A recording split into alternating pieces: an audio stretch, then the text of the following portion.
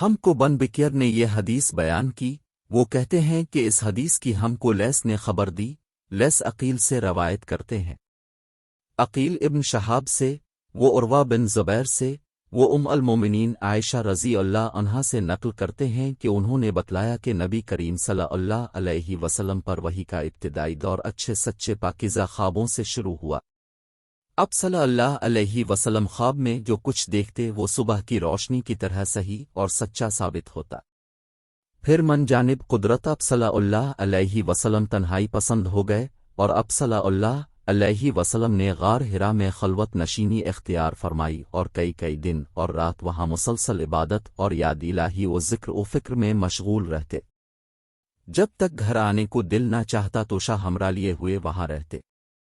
توشہ ختم ہونے پر ہی اہلیہ محترمہ خدیجہ رضی اللہ عنہا کے پاس تشریف لاتے اور کچھ توشہ ہمراہ لے کر پھر وہاں جا کر خلوت گزی ہو جاتے۔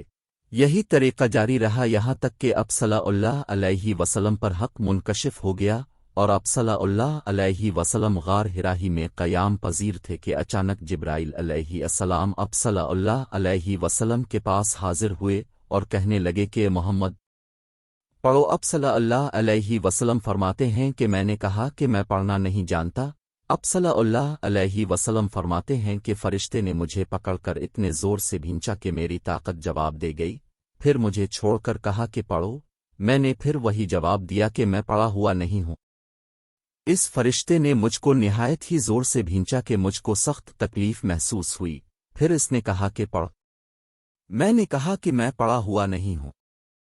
فرشتے نے تیسری بار مجھ کو پکڑا اور تیسری مرتبہ پھر مجھ کو بھینچا، پھر مجھے چھوڑ دیا اور کہنے لگا کہ پڑھو اپنے رب کے نام کی مدد سے جس نے پیدا کیا اور انسان کو خون کی پھٹکی سے بنایا، پڑھو اور اب کا رب بہت ہی مہربانیاں کرنے والا ہے۔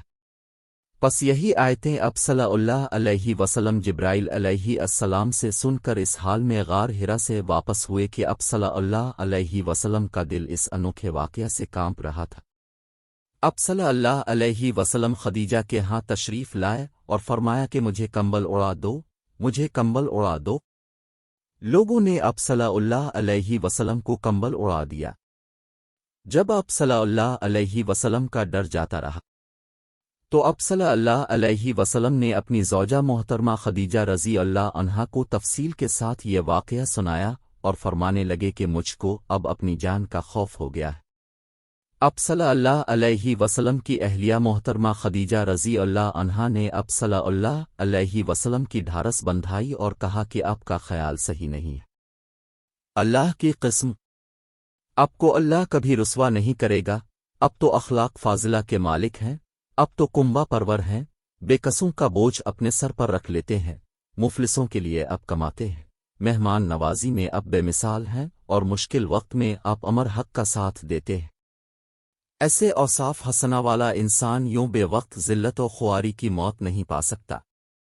پھر مزید تسلی کے لیے خدیجہ رضی اللہ عنہا اب صلی اللہ علیہ وسلم کو ورقہ بن نوفل کے پاس لے گئیں، جو ان کے چچا زاد بھائی تھے اور زمانہ جاہلیت میں نصرانی مذہب اختیار کر چکے تھے اور عبرانی زبان کے کاتب تھے، چنانچہ انجیل کو بھی حسب منشائے خداوندی عبرانی زبان میں لکھا کرتے تھے۔